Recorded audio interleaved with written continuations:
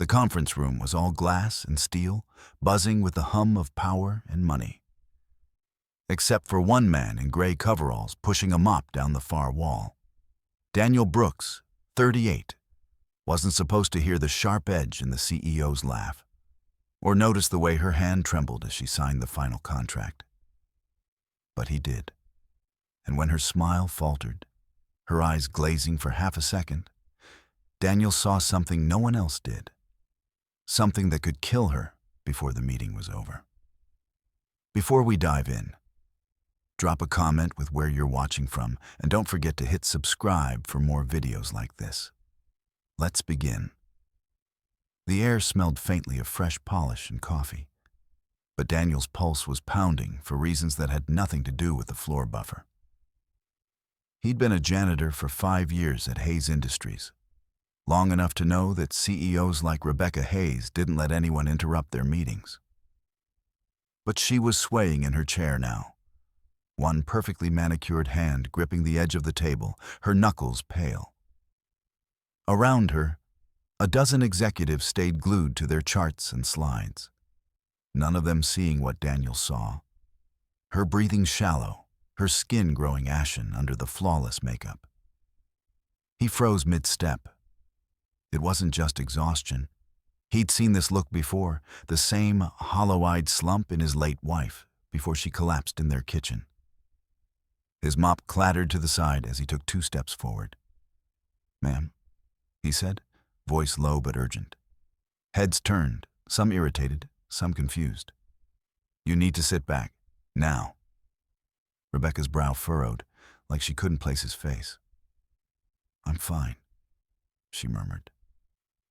But Daniel was already kneeling beside her chair, ignoring the mutters from the board members. "You're not fine," he said firmly. "You're about 30 seconds from passing out."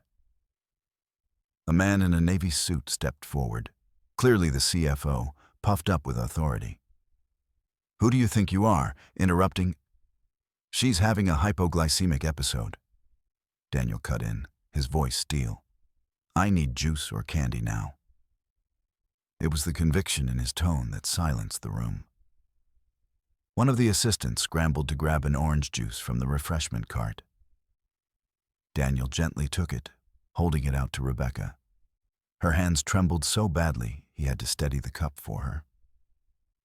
The first sip seemed to sting her pride, but the second had her closing her eyes in relief. No one else in the room had moved to help her until he did.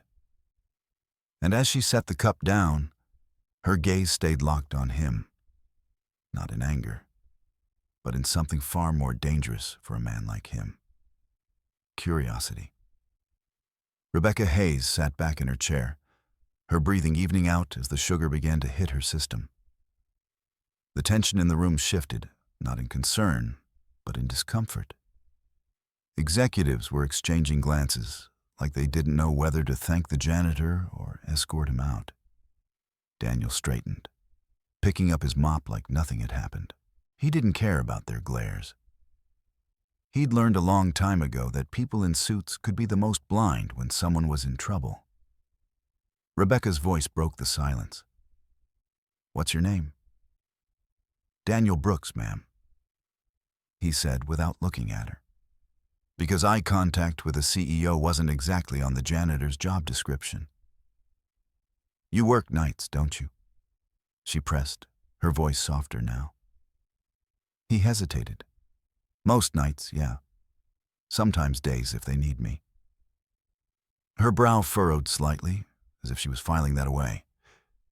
"And you've had medical training?" Daniel shook his head. "No, ma'am. My wife," his voice caught. "My late wife had type 1 diabetes. I know the signs." Something flickered across her expression, something almost like guilt. But before she could reply, the CFO cut in, irritation dripping from his tone. "Ms. Hayes, we should resume." "No." Her voice was sharp, slicing through the room like glass. "We're taking a 15-minute break." A murmur of surprise rippled around the table. Rebecca turned back to Daniel. "Walk with me." It wasn't a request. They stepped out into the quiet hallway, the glass walls revealing the skyline, glittering against the afternoon sun. Daniel felt out of place, his work boots squeaking against the marble, but she didn't seem to notice. "You saw something no one else did," she said finally. "And you didn't hesitate. That's rare." He shrugged. "It's just paying attention. Most people are too busy talking to notice the little things." Her lips curved slightly, not a full smile, but the closest thing to one he'd seen from her. "Maybe, but it probably saved my life." Daniel shifted uncomfortably. Anyone would have done the same. "No," she said, her voice certain. "They wouldn't have." The weight of her gaze made him feel exposed, like she could see the struggles he tried to hide. Late bills, double shifts, the little girl waiting for him at home. And then she said something that caught him completely off guard. "I think we need to talk again, soon." Daniel wasn't sure what unnerved him more, that the CEO of Hayes Industries had just told him they needed to talk again, or that she'd said it in a tone that didn't leave room for him to politely decline. Sure," he said, his voice sounding embarrassingly unsure in the high-ceilinged hallway. Rebecca glanced toward the conference room doors. "Not now. I've got vultures in there who think their time is more important than my health." "But—" She studied him for a moment, her eyes sharp, calculating. "Do you work tomorrow night?" "Yeah," Daniel said slowly. "Same shift, 7 to 3. "Good. I'll find you." Just like that, she was gone, heels clicking against the marble as she slipped back into the boardroom without looking back. Daniel stood there for a beat too long, wondering if anyone had ever meant those words in a good way. The rest of his shift passed in a fog. He scrubbed down the break room, restocked supplies, buffed the lobby floors, his hands working on autopilot while his mind kept circling back to the hallway conversation. By the time he punched out and stepped into the cool night air, his phone buzzed with a text from his 10-year-old daughter, Mia. "Mia, can we have pancakes for dinner tomorrow? With strawberries?" Daniel smiled despite himself. "Daniel, you got it, kiddo. Sleep tight." Mia was the reason he took every shift they offered him, the reason he never complained about scrubbing toilets or mopping up messes people were too entitled to clean themselves. But Rebecca Hayes? She was a different kind of unpredictable. The next night, Daniel had just finished wiping down the glass walls in the top-floor lounge when he saw her reflection in the window. She wasn't in a power suit this time, just dark jeans, a navy sweater, and a silk scarf looped loosely around her neck. Somehow, that made her presence more disarming. "Daniel?" she said, stepping into the light. "Ma'am," he replied automatically, setting down his cleaning cloth. "I told you I'd find you." He nodded cautiously. "So, what did you want to talk about?" Rebecca didn't answer right away. Instead, she walked to the floor-to-ceiling window and stared out at the city lights, her reflection faint against the glass. "Do you know how many people work for this company?" "I'm guessing a lot," he said. 4,623, she said without missing a beat. "And out of all of them, not one noticed I was in trouble yesterday. Not my assistant, not my CFO, not even the people I've known for 20 years. She turned to look at him. "Except you." Daniel shifted, feeling the weight of her words. "I'm not looking for a medal, ma'am. I just—" "Call me Rebecca," she interrupted. "And I'm not offering a medal." She stepped closer, lowering her voice. "I'm offering you a job." He blinked. "I already have a job." "Not like this one." Her eyes locked on his. "I want you on my personal staff. Close proximity. Discreet. Someone who actually pays attention to the world around them. I don't trust the people who are supposed to be looking out for me anymore. Daniel let out a slow breath. With respect, why me? I'm a janitor. I clean floors. Rebecca's expression didn't change. You saved my life. That matters more than a resume. He didn't answer right away. The offer felt surreal, like stepping into someone else's story, but her eyes told him she wasn't playing games. Finally, he said, I'll think about it. Rebecca smiled faintly, as if she'd expected that. Don't take too long. Sometimes the window to change your life is smaller than you think. She left him standing there in the empty lounge, the smell of glass cleaners still hanging in the air, wondering if the ground beneath his feet had just shifted for good. Daniel told himself all night that he wasn't going to take Rebecca's offer. It wasn't his world. His world was cleaning floors, fixing leaky faucets when maintenance didn't show up, and making sure Mia had lunch money for school. Rebecca's was skyscraper boardrooms and black-tie dinners. The two didn't mix. But by morning, his phone buzzed with a call from an unknown number. Against his better judgment, he answered. Have you decided yet?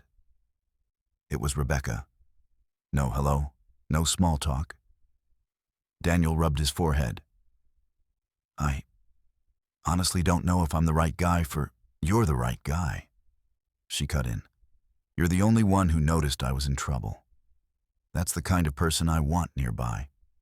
Meet me in my office tonight, 10 o'clock, after your regular shift. He opened his mouth to argue, but she'd already hung up. That night, after his shift ended, Daniel took the private elevator up to the executive floor. The space was eerily quiet, the city lights casting long shadows across the polished floor. Rebecca's office door was cracked open, a low lamp casting a warm glow inside. She was at her desk, not working, but staring at a file. When she looked up, her expression was different, guarded, almost tense. I wasn't completely honest yesterday, she said, gesturing for him to sit. This isn't just about having someone who notices things. It's about trust. And right now, I don't trust the people around me. Daniel leaned back slowly. You think someone's out to hurt you? Her gaze didn't waver. I don't think. I know. She slid the file across the desk. Inside were photographs, grainy surveillance stills, some of her car, even one of her house taken from a distance. Daniel frowned. These were taken without you knowing? Yes, she said. And whoever's behind it has access to my schedule, my travel plans. Things only my inner circle should know. He looked at her carefully. And you want me to watch your back? I want you to be my eyes when I can't see, my ears when I can't listen. She paused, her voice quieter now.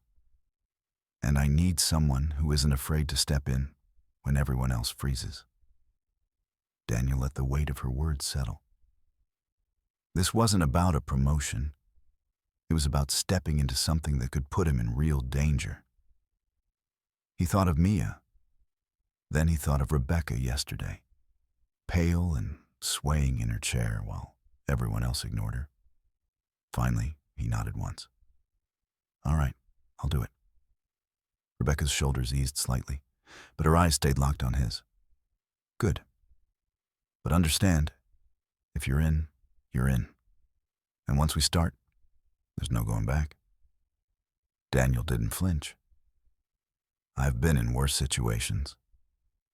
She studied him for a moment, then almost smiled. I believe you. Daniel's first night started before the sun had even set.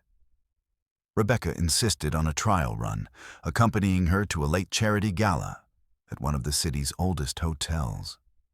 He wasn't wearing his usual work boots and janitor's uniform. Instead, she'd had a black suit waiting for him, perfectly fitted, like she'd known his measurements before he did. The moment they stepped into the marble-floored lobby, Daniel felt the change in atmosphere. People noticed Rebecca, her confident stride, her tailored dress, the way the room seemed to pivot toward her. But people noticed him too. They looked at him like he didn't belong, like they were trying to place who he was and why he was walking beside her. Rebecca whispered as they made their way toward the ballroom. "Watch the people, not the chandeliers." Daniel scanned the crowd, catching little details. A man in the corner holding his wine glass without drinking, eyes darting toward Rebecca more than once. A waitress who kept circling closer to their table even though it wasn't her section. It was near the dessert service when he saw it. Rebecca's water glass had been replaced. The rim was wet like someone had touched it recently, and the condensation level didn't match the temperature of the other glasses. Without hesitation, Daniel slid the glass away from her and put a fresh one in its place. Rebecca's brows knitted. "What are you?" "Trust me," he muttered. She didn't ask again. Minutes later, as they left the table for a scheduled speech, a commotion broke out behind them. A young waiter was being dragged toward the kitchen by hotel security, his face pale, his eyes wide with panic. Rebecca's grip on Daniel's arm tightened. "You saw it before I did." "Just paying attention," he said, though his voice was lower, grimmer now. "But I think you're right. Someone's getting too close." She studied him for a long moment. "Daniel, whoever's doing this, they won't stop at me. If you stay in this, you might become a target too." Daniel thought about Mia. He thought about the file of photographs. Then he said, "I'm already in, Rebecca, and I'm not walking away now." For the first time that night, she smiled. Not the CEO's polished smile, but something genuine. "Then let's make sure neither of us ends up in the obituary section." And just like that, he knew, whatever this was, it was only just beginning.